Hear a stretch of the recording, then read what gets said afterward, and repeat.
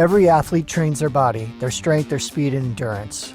But when the game is on the line, it's the mind that makes the difference. Focus, confidence, resilience, and composure is the difference to maxing out when it matters the most. Our training program has been integral in achieving 12 national championships across the professional, college, and high school club levels, along with nearly 30 high school state championships. Check out the Max Out Mindset for Basketball book and workbook, a guide for coaches, athletes, teams, and parents to help you be in the best position to max out when it matters the most. You are listening to Max Out Mindset with your host, Dr. Larry Widman, performance psychiatrist and elite mindset coach to women in sports, business, and life. All right, welcome to the Max Out Mindset podcast. This is your host, Dr. Larry Widman, sometimes known as Doc in the mindset world. I say we always do this podcast because over the last 20 years or so, we've been blessed to work with some of the greatest athletes, coaches, leaders, teams in the country, and I love to share what I've learned from them and what I teach them. But at the same time, whenever we have a guest, we want to spend most of our time working with and talking to our guest. I say that my definition of maxing out is given the health, the talent, the depth, and the intangibles. Can a team or an individual reach the limits of their capabilities? And then can they do it under pressure when it matters the most? Because we always say if you can't do it when it matters, what's the point? I mean, obviously today our visitors can see that we do have a guest today. What can I say about him? A product of Aurora, Nebraska, played 4 sports in high school, set a state record for the most touchdown passes in 59 of them, I believe, leading his team to a Class C state championship. Obviously was a superstar in basketball, relatively lightly recruited, played 3 years at South Dakota State where he was the Summit League Player of the Year. Lucky for Omaha, Nebraska and Creighton University, he decided to play not only 1 year, but 2 years at Creighton University where he was named an All-American. And then, of course, in the 2024 NBA draft, he was the first round draft pick, number 30 overall for the Boston Celtics. Welcome, Baylor Scheierman, to the Max Out Mindset podcast. I appreciate that. Quite the introduction there. I'm excited to be here. Yeah, we're thrilled to have you. I mean, obviously, I got to know Baylor a little bit during his time at Creighton in the small role that I play for them at times, and I've crossed paths with members of his family because a lot of all the kids there are great athletes, and a couple of them play volleyball, which is the space that I'm in quite a bit. So, but Baylor, you heard my definition of maxing out. What's your definition of maxing out in general? Yeah, I think for me, it's just, being able to prepare yourself to the best of your ability, physically, mentally, emotionally, spiritually, to then be able to perform when it matters and to be able to get the most out of yourself and out of your teammates as well. And like you said, I think, it matters the most when the lights are on, but at the same time, if you don't prepare when the lights are off, it's not going to matter at all. And you can't necessarily always judge performance because there's going to be ups and downs to it. You can really only judge, did you prepare yourself, like I said, physically, mentally, emotionally, spiritually, to be at your best and to be able to bring out the best in others. I love that because there's a couple pieces he said there. He added, there are 4 parts: physical, mental, emotional, spiritual. Spiritual is really big for some people, not as much for others. But It wasn't just about maxing out for himself. It's how do you impact winning and help others around you be better? And there's no question that anyone that watched Baylor, at least in his time at Creighton, knows that he was one of the best at impacting winning on his team, whether his shots were falling or not, which most of the time they were, thankfully. But all right, I gave a little introduction to you, but without having to go to your entire story, tell us a couple things about what was it like growing up in a small town and what were the benefits of playing multiple sports growing up? Yeah, I mean, I think for me, you learn different things with the different sports you play. Like you said, for me, I played football, I played baseball, I played golf, I played basketball.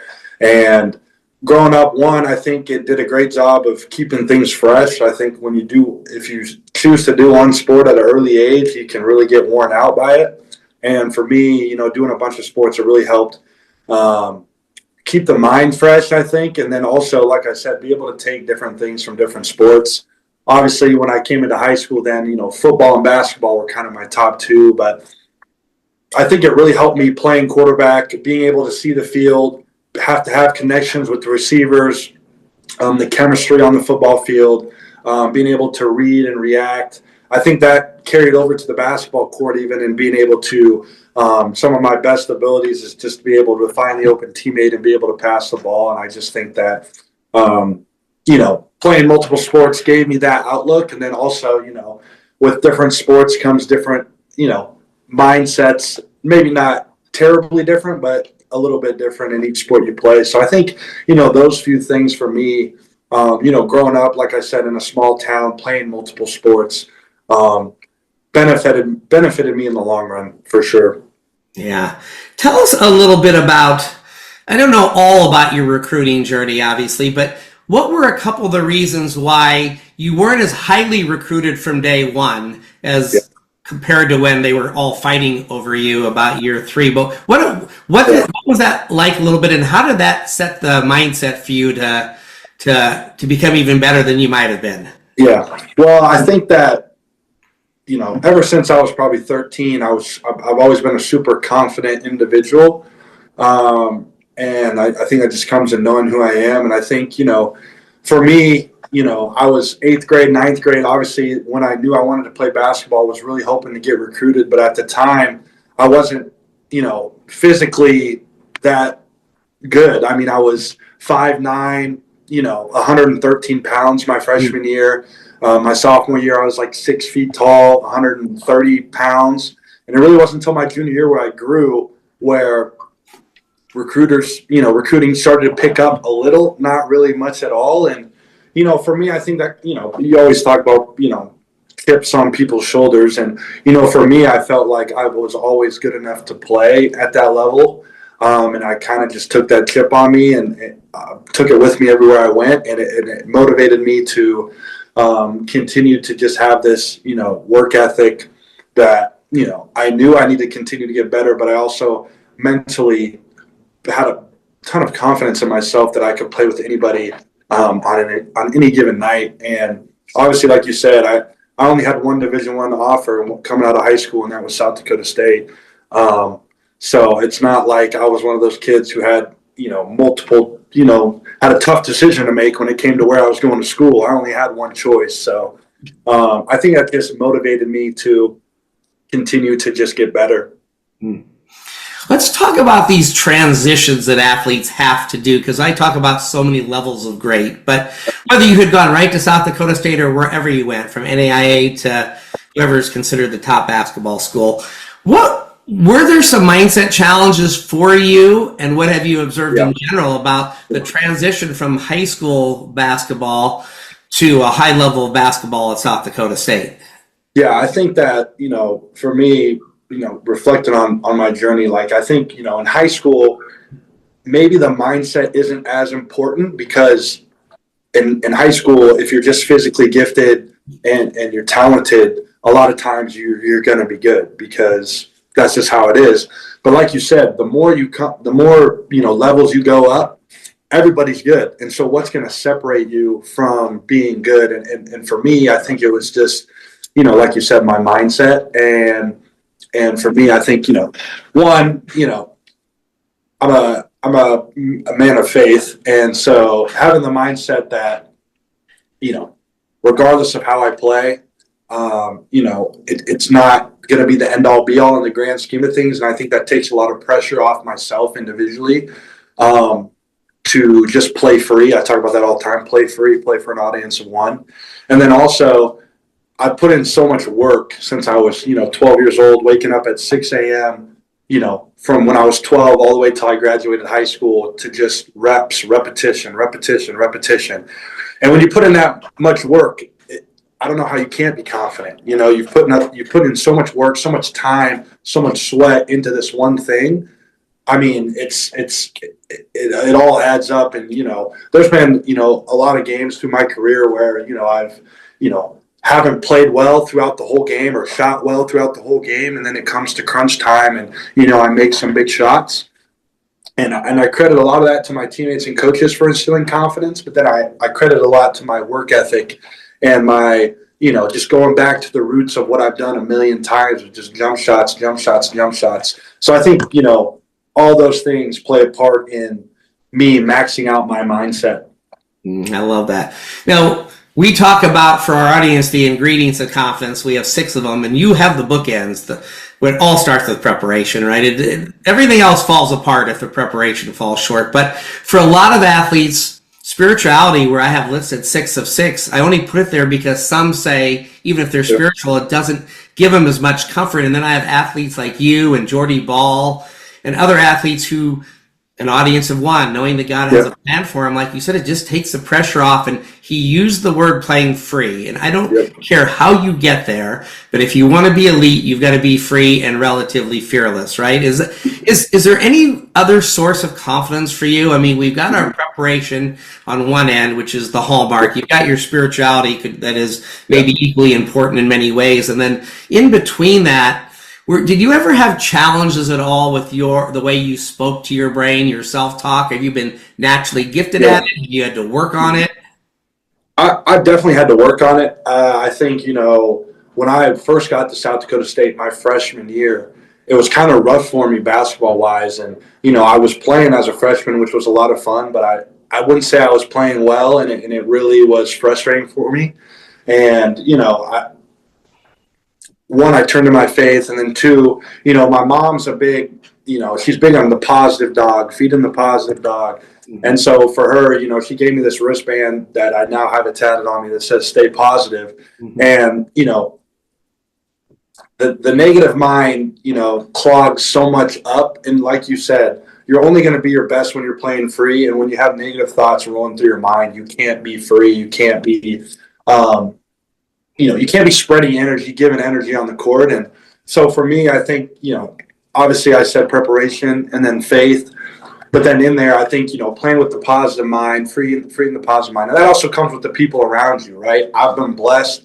I mean, I wouldn't be where I'm at today in the sports world if it wasn't for teammates and coaches and strength coaches and trainers. I mean, I could, name off names that all instilled confidence in me on top of the confidence that I already had. And it just all is a snowball effect. And like you said, just playing free is the only way you're going to maximize your mindset. I love the fact that you have said there's other people that are necessary, because I think a lot of people who have observed you would say Baylor he feels pretty good about himself. He's a confident guy. And yet, like you said, you got mom saying, look, feed the positive dog. I'd imagine there were probably a couple of times when she first told you that, you're like, whatever, right? Yeah, for sure. You got it tattooed on there. Do you ever look at at that stay positive as a reset technique for you? Or do you have any reset techniques that you use when your brain does start to go negative a bit? Yeah, I have a couple, and one of them is looking at my wrist that says stay positive. And then the other one is, when things aren't going well, I self-talk and I tell myself, it's the battle of the mind. It's the battle of the mind. You got to stay positive. It's the battle of the mind. I just whisper those words to myself because it's so easy to, let your mind collapse when you're out there competing, especially in the heightened, emotion of competitiveness. And even, this past summer league here, this last month, I didn't shoot the ball well at all. Like, didn't shoot the ball well for 4 games straight, couldn't make a shot. And, it's hard. It's still a struggle, honestly. Being honest, I don't have it mastered. But like I said, looking down at the wrist, whispering and self-talk in my head that it's a battle of the mind, because it is. And it's easy to get caught up in, shooting. But for me, when my shot's not going in, I tell myself it's a battle of mind, and there's other things I do that can impact winning. And I try to just heighten those to help impact winning. Because like I said, you can't necessarily control. It's not like I'm out there trying to miss shots. Mm-hmm. So how can I impact the game? How can I bring joy to my teammates still when, the shot's not going in? And, I ended up second in steals, second in assists in summer league. So, for me, it's just self-talk and then, looking down at this tattoo. So. I hope the audience heard that, right? Second in steals, second in assists.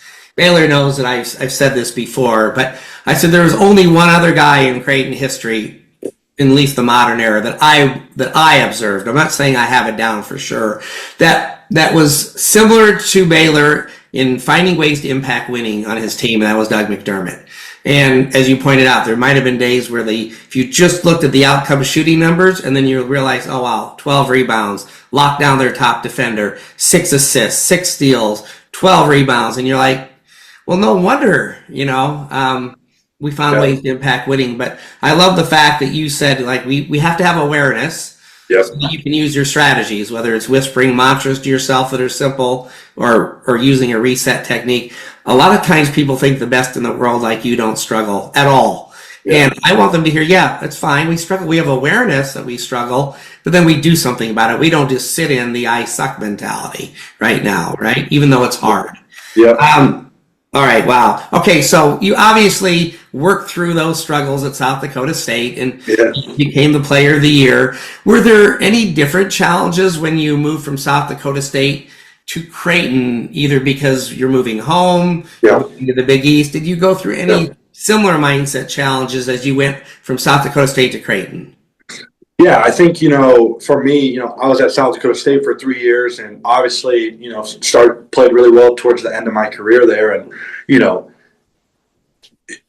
things were so comfortable at South Dakota State because I knew everybody. I knew what the rule was. I knew everything. And transferring to Creighton, even though everyone, called it a perfect fit when I transferred in, there were still challenges transferring in, especially on the mental side of where do I fit into a team that literally brought everybody back. They're just plugging me in. And, my first year, I played well, but I think it was still a struggle for me mentally for that purpose of, where do I fit into this group? I don't want to overstep my bounds. I want to just help my teammates, be the best that they can be while also bringing what I bring to the table. And it was like a balance that I really fought mentally that year. And, ultimately, obviously, we made a deep run, made it to the Elite Eight. It was a great year. But then, my second year obviously became an All-American. And I think, the more you do something, the more comfortable you become doing it, and especially like where you're at as well. And, my second year at Creighton, I knew what the coaches expected of me. I knew what my teammates expected of me. And that play-free mentality that I was talking about just came, came around me, and I was able to just, honestly just let loose and play free. But there were definitely challenges, especially more mentally than anything, because I think, physically wise, like I didn't feel like there was much of a difference, coming from where I was to Creighton. It was more that mental battle that I struggled with my first year that I was able to get over, through, like I said, my faith, my preparation, and then my coaches and my teammates, filling me with confidence. So let's talk about Coach Mack for a minute, Greg McDermott. What role did he play for you in imparting confidence in you? Yeah. What did he do for you? Yeah, I mean, the like you said, instilling confidence in his players. You hear it all the time that this coach is a player's coach, and Coach Mack embodies that as a whole. I mean, he brought me in from a different school, and right away, he's telling me, just play your game, we brought you here to be Baylor Scheierman. We didn't bring you here to be a spot up shooter. We didn't bring you here to be this. We brought you here to be Baylor Scheierman, make plays, rebound, play defense.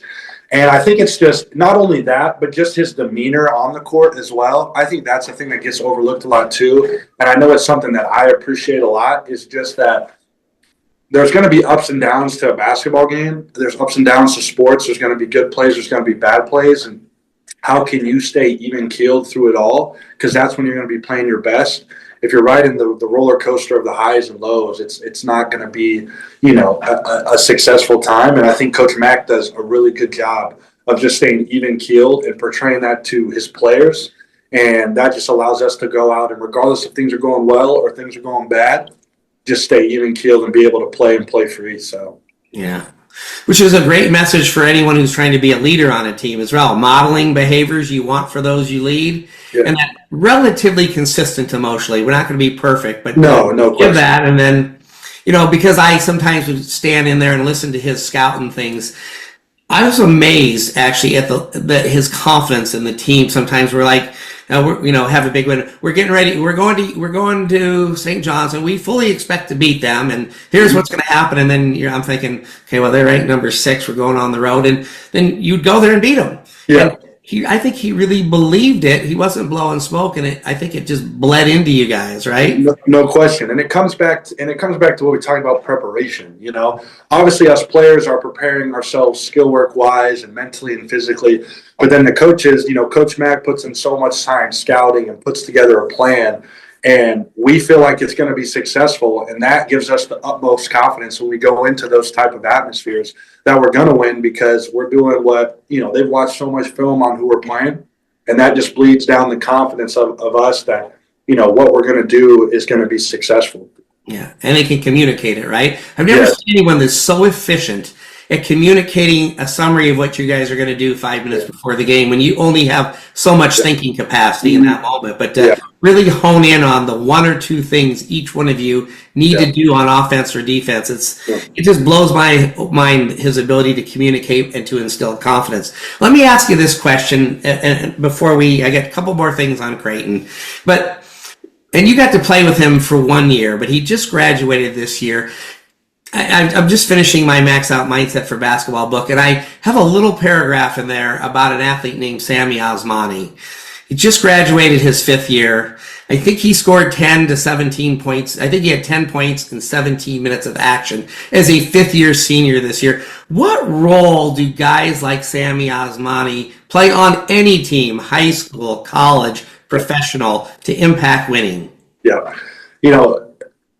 It's so interesting you say that, because like you said, obviously the people on the court get all the credit from the outside world, but the role Sammy played on both of the years I was there, the Elite 8 and the Sweet 16 run, just Sammy never had a bad day. He always came to the gym, brought the same energy every single time. And on top of that, he's instilling confidence in us, even though he's not obviously playing, but he's seen what we can do and the capabilities that we can do it. And so every day he's instilling that confidence. And then even in the game, right, you come out of the game during timeouts, he's coming up to you saying little stuff that, you need to hear in that moment. And like you said, he played a big part, emotionally on our team.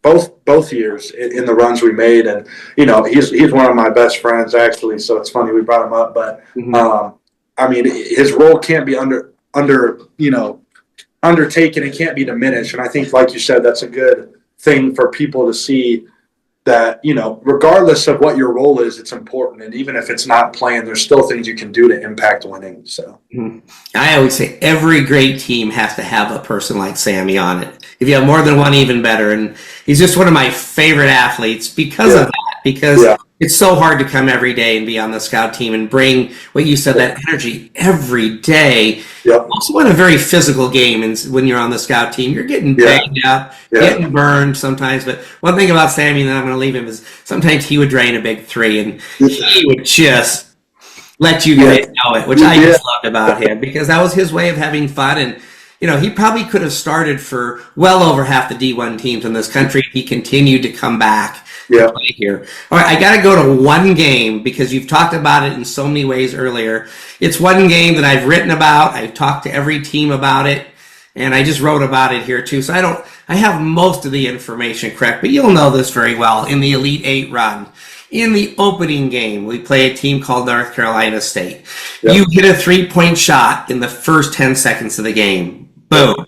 Now, I know you made a couple other shots, but essentially, after you made that 3, you proceeded to miss 8 3-pointers over the next 37 or 8 minutes. So from a 3-point line, you were 1 for 8, 1 for 9, whatever. But we're up 2 points. Remember, this is the Elite 8-year run, guys, that we're talking about. And we're in the opening round in a dogfight. And we're up 2 with under 2 minutes to go.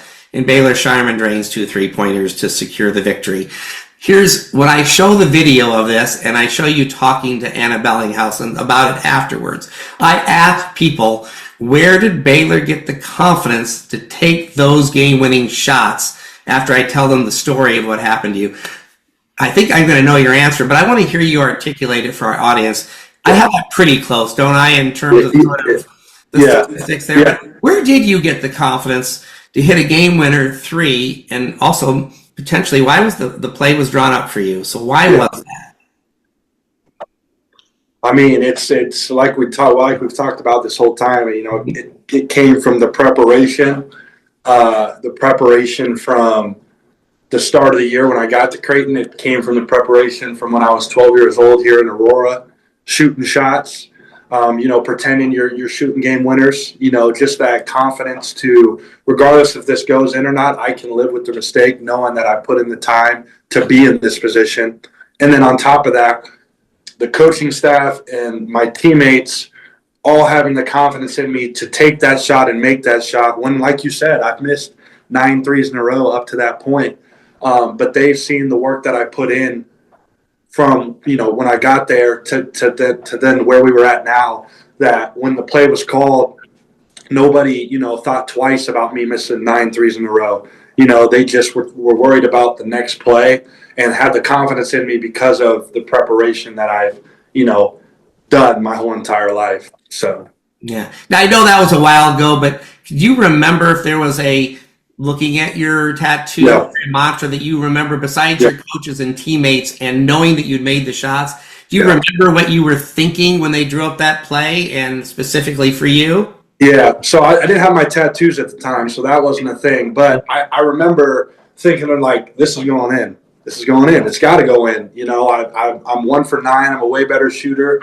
I put in too much time for this not to go in, so this is going to go in. And I knew as soon as I let it go, it was in. It felt so good. So it was that was a cool moment in the run, obviously, and it was just a lot of fun. I love that. I lied because I've got one more thing I want to ask you about. That's all good. It made me think about this. But there was another thing that happened the following year. Okay, so you made the Elite 8 run. You come back your All-American year. And you have to beat Oregon in double overtime to make the Sweet 16. As you remember, we're down 6 with about a minute to go, down 4 with a couple seconds to go. I know you hit a big shot to go to overtime. But I want to talk to you about an athlete on your team named Jason Green, who was a redshirt freshman at the time, who obviously hurt himself leading up to his redshirt freshman year, didn't have the role he wanted that year. Nope. But I showed people a cool video, maybe you've seen it, of Coach Mack talking in the locker room after the game, and he's talking about Jason. He said there are a lot of great performances, but he said, but Jason, when things weren't going the way you wanted them to go, you stuck with it, right? And you were selfless. And he said when your moment came, right? Yeah. Ready for your moment, and your moment came and you delivered. Because he had a big offensive rebound, a dunk. Helped the team win in double overtime when he hadn't had a huge role but was really needed in that game. What do you remember about that, and how can we use that as an illustration for anybody who may not have the role they want but have to be ready to impact winning whenever they're called? Yeah. Well, I think one, we talk about great teammates, and Jason Green is a great teammate. Like you said, everybody on the team knew that the role he had that year wasn't the role he necessarily wanted, and knew that maybe, if he wouldn't have broke his hand early on, it might have gone different for him that year. But he never, complained about it, made a big deal about it. And, it kind of goes back to what I said about, the definition of maxing out, which is, preparing yourself, mentally, physically, emotionally, spiritually, if that's what you do, to be your best when it's time to be your best. And even though, Jason, wasn't necessarily had a huge role on our team every single game, he prepared himself to that when his number was called, he was going to deliver. And I think that's one of the greatest, stories of maxing out that you can have is he was ready when his number was called, regardless of what had happened in the past. And, obviously, this past year, his role has gone up, and I think next year it's even going to go up even more. And I'm excited to watch. But just one of the best teammates, and like I said, talk about maxing out, especially mentally. Like that's a great story right there for that. Yeah, maxing out is also being 1 for 9 and knowing you're going to make a shot, because the Elite 8 doesn't happen if you lose to NC State, and every team has its journey. Yeah. And there's these moments in time where you impact the complete course of a school's history. I know. And those shots, changed the course of the history, gave you a chance to do the other things. So I've got one more thing I want to ask you about heading to the Boston Celtics, but I want to see if my partner Scott had a question or two for you, and then I want to wrap it up. Scott, did you have a question for Baylor? Yeah, I just have two quick ones. The first one is I get to work with a lot of 12 to 18-year-old kids, which is really cool, and mostly in the basketball space, to be honest with you. So what advice, if you were up talking in front of a group of them, what advice would you give them? I mean, I think for me, the biggest thing I'd say was just control what you can control. I think, especially in today's day and age of social media and comparing this, comparing that, I think you just got to control what you can control, and that's your attitude, your effort, how hard you work and how well you treat people. I think that everybody's story is different, and you can't, I think people get caught up in comparing themselves to different people when everybody's story is different. And I know it's probably even easier at the 12 to 18 high school age. And like I said, even for me, it was tough in high school when, I wanted to be a Division I basketball player and other people are getting Division I offers, but nobody's looking at me. And I didn't pout and moan about it. I just continued to work, and it ended up working out for me. And like I said, I think you just got to control what you can control because everybody's story is different. So I think that's what I would tell, 12 to 18-year-old kids right now, if I had just one piece of advice. And that goes with not even sports, that's just life. So. Yeah, thank you for sharing that. And then just one more question for you. What are you most proud of, not just as an athlete, but as a human? Yeah. I think for me, what I'm most proud of is just the relationships I've been able to create throughout the journey that I've been on. I said it earlier, just so many people I could name. But even, starting here at Aurora, going to South Dakota State, and then at Creighton, and now I'm at Boston, and just the relationships that I've been able to create, the friendships that I've been able to create. I think that's what it's all about. Obviously, I'm competitive. I want to compete. I want to win. I want to play well. But at the end of the day, the ball is going to stop bouncing for me at some point. And to be able to have all these relationships that I've created and be able to, that goes way beyond basketball. And that's, these relationships I'm going to have for the rest of my life. And I think that's what I'm most proud of, that I've seen through my journey. Not really anything with the accomplishments I've had, just the relationships I've created. Those are just point on, spot on, aren't they, Scott? I mean, we all have the same challenges. We get really good at awareness and strategy. Everything Baylor has set up to this point gets back to the one made-up quote that I challenge basketball players and athletes to be able to say, and coaches, that I believe what's about to happen is going to be great, even if what just happened wasn't great. Mm-hmm. Right? And that's the example would have been the NC State thing, right? Like, I still believe that shot's going in. And I say it requires three things, and I'm going to remind people because it's what Baylor's told you on his own. He doesn't know that my three things are preparation, having a positive mindset, and absolutely 100% knowing that your teammates and coaches believe in you. Yep. Because it's not that hard to believe the shot's going to go in when you're 5 for 5, but when you're 1 for 8 and the game's on the line, you have to know you've put in the work. Yep. You have to know that you want the ball. Like, please don't draw that play up to me, or I hope they do because I'm making this. So it's going in. And then, like you said, you had to know that you knew your teammates and coaches wanted you to have that ball. All right. All those things allow us to have this ability to believe the next thing's going to be great and next moment mentality. So here's what I want to ask you. And again, people that know Baylor, I mean, he's obviously a physical specimen. He is. But that being said, there are a lot of guys in the world that look similar to you, right? Yep. And doing rough math, 30-some teams in the NBA, 15 on a roster. I mean, there's only under 500 players in the world that get to play in the NBA, and of which only 30 get to be first-round draft picks every year, or 32 or something like that. 30, I think. Yep. And I want to know, sort of as we're in the home stretch here, what do you think the Boston Celtics saw in you from a mindset and behavior standpoint that gave them the confidence to make you a first-round draft pick coming off an NBA championship? Yeah. So, I think part of it was, like I said, I think the relationships I've been able to create that have been positive, from when I was in high school to college to then, going through the NBA draft. Like, I can't understate how much treating people the right way matters, especially when you're in a job interview like that. And I just like they do their homework, right? Like I'd come back to Aurora and, Kyle Peterson, my high school football coach, he's like, the scouts were calling me today asking about you.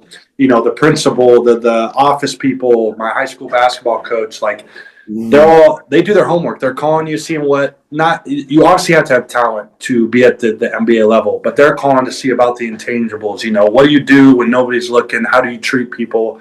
All that stuff matters. And I can't understate that, because that is one of the biggest things that, NBA scouts look into, when drafting someone to come into an organization. And like you said, Boston Celtics just coming off a NBA championship, and the culture that they have there, they're not just bringing anybody into that. And so I think that was a big thing. And then obviously, like I've talked about before, just, my mental preparation. I think just the joy that I have when I'm on the court. And, I think it's visible to see when I play just how much fun I'm having playing. And, I think that's contagious, and that, lifts my teammates up and helps them play to the best of their ability. And, I think those two things are probably the two biggest things that I can say. When the Boston Celtics were looking at drafting Baylor Scheierman, they looked at those two things and they liked what they saw. And that's why they ultimately chose to pick me. Because like you said, everybody, when you get to a certain point, everybody's talented. So how are you going to separate yourself? So yeah, and that's true of each level, right? So it's good reminders for the kids that are in high school trying to get on their varsity team or trying to get to a small college or a big college.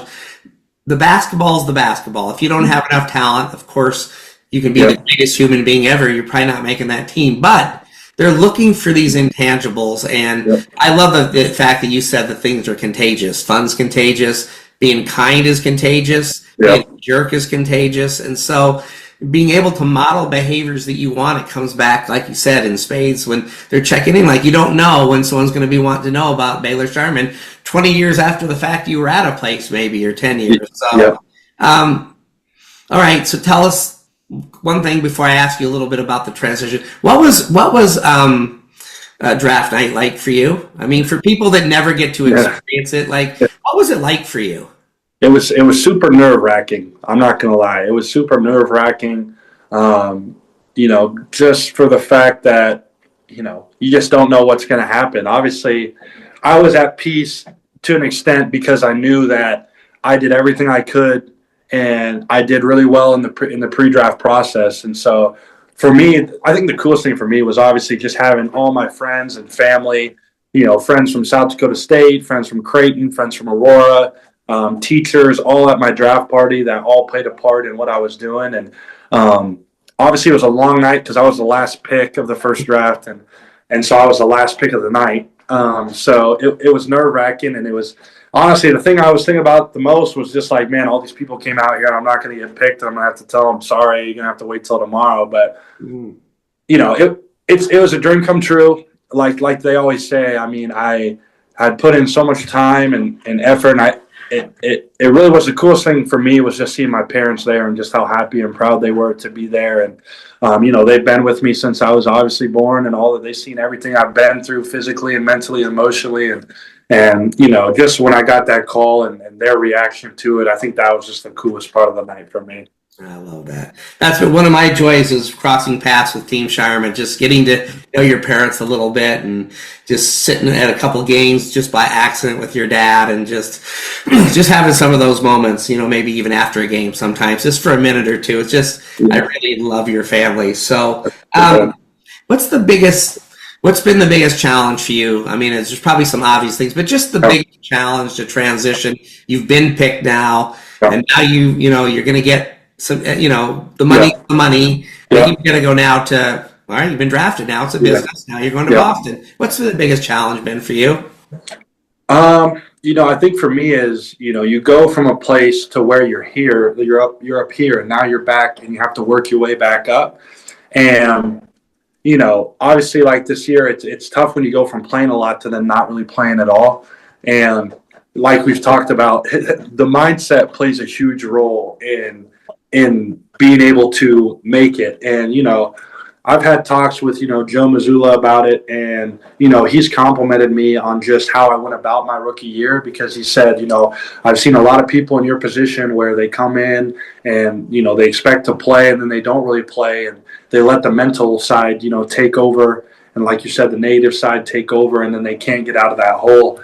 And, so I think that was the biggest, been the biggest difficulty for me, was just how do I transition to a place now where, like I said, I'm not in a spot where necessarily I'm not in a spot where I want to be. I want to get out of the spot that I'm in, but I have to be in the spot for a little bit. So how am I going to make the most out of it? And I think, over the course of my rookie year, it showed that I took the right approach, because towards the end of the year, I ended up, obviously getting to play a lot and doing well. So now I'm in a position where I'm excited for what's to come. But I think that's been the toughest adjustment for me, is, you just have to get back to that, spot, and you have to work out of it. So What was the moment like when you were called on the court for the very first time in a Celtic uniform?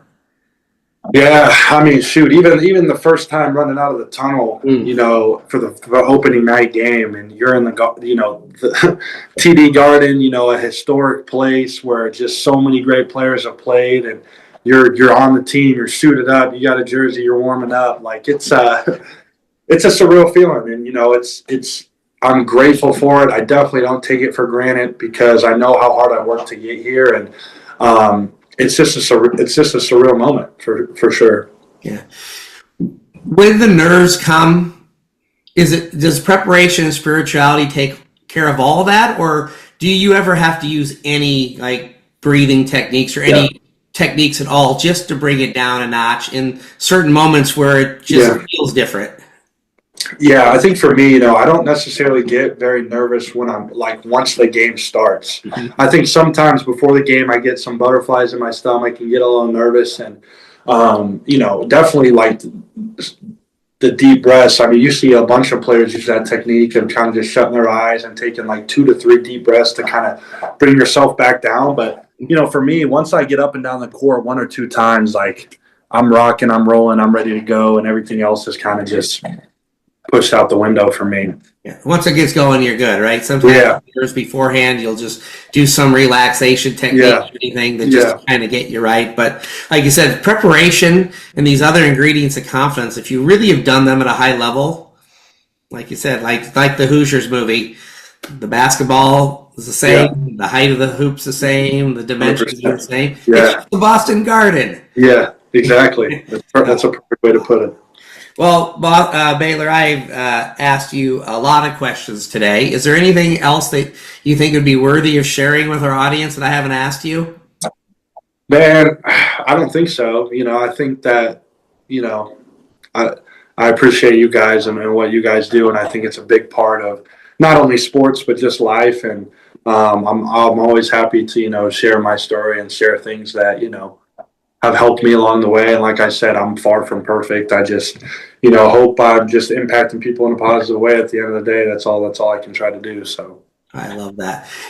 Now, again, like you see, he's not perfect. And he acknowledged a couple strategies he uses, but I used to give the Herschel Walker analogy. You may not even know who he is, but he was a pretty famous football player who never had to lift weights. Yeah. He said if everyone was like Herschel, strength and conditioning, people would be out of business. And if everybody was like Baylor, we wouldn't have as much work to do. I didn't say Baylor doesn't need any assistance of any kind at all, but he sort of figures out how to navigate a lot of it himself. But again, it still comes down to preparation and also awareness. I'm struggling with this. I'm going to replace it with a mantra or a reset technique. So, but again, just on average, observing people, Baylor has been one of the more mentally resilient people that I've observed in my career.